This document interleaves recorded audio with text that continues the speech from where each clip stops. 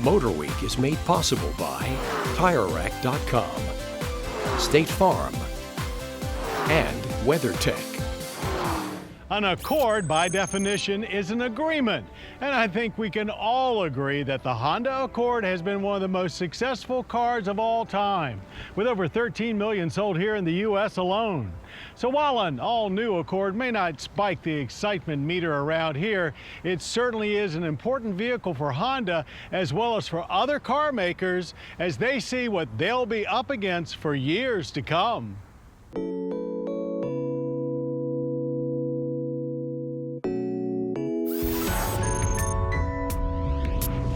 Sedan sales being what they are these days, you might think Honda would just do a light makeover for the 2018 Honda Accord and call it a year. That's not the case. This 10th generation Accord is all new, riding on a lighter chassis that allows for a lower, wider stance. Wheelbase is up by over 2 inches, with virtually all of it upping rear legroom. There's genuine full-size sedan space back here. And while the sloping roof means really bending over to get in, there's 6-footer plus headroom once you do. Up front, Honda has blended a sportier theme into the familiar space, starting with a nicely thick steering wheel and adding additional bolstering to the seats. The gauge panel is virtual, but there are dials here, not just a digital readout for speed like some other Hondas.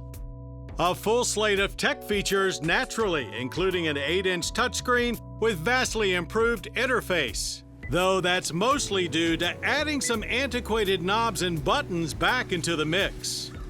On the practicality front, split-folding rear seatbacks are standard, and trunk space increases by almost a full cubic foot to 16.7. There's lots new in the powertrain department as well. Base and destined to be the most popular is a 1.5-liter Turbo 4, which at 192 horsepower is the most ever standard in an Accord. Torque is 192 pound-feet. It comes mated to either a CVT or a 6-speed manual transmission. For a small turbo, it operates very smoothly and feels totally adequate for daily use.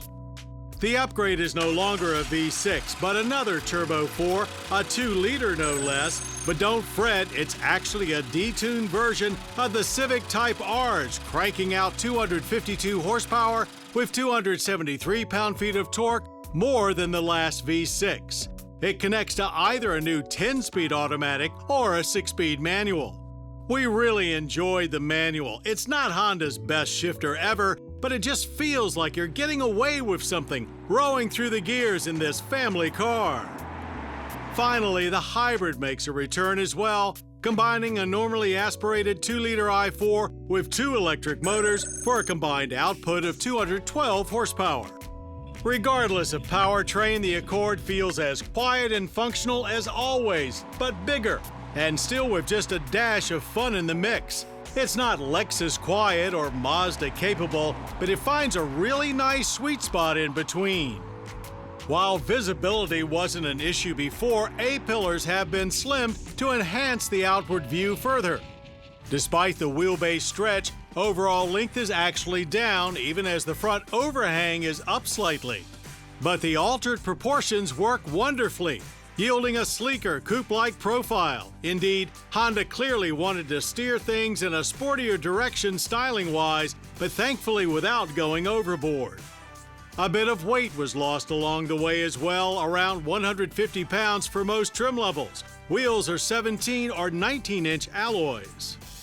Most of our time, both at the National Press Launch in New Hampshire and around our headquarters, was spent in a touring trim Accord with the optional 2-liter and 10-speed automatic. New is an adaptive damper system with real-time damping control with normal and sport modes. Despite all the gears, the transmission displayed only the occasional clunkiness. And at our unfortunately frigid test track, the 2.0T 10-speed combo still delivered, with a 0 to 60 of 6.5 seconds.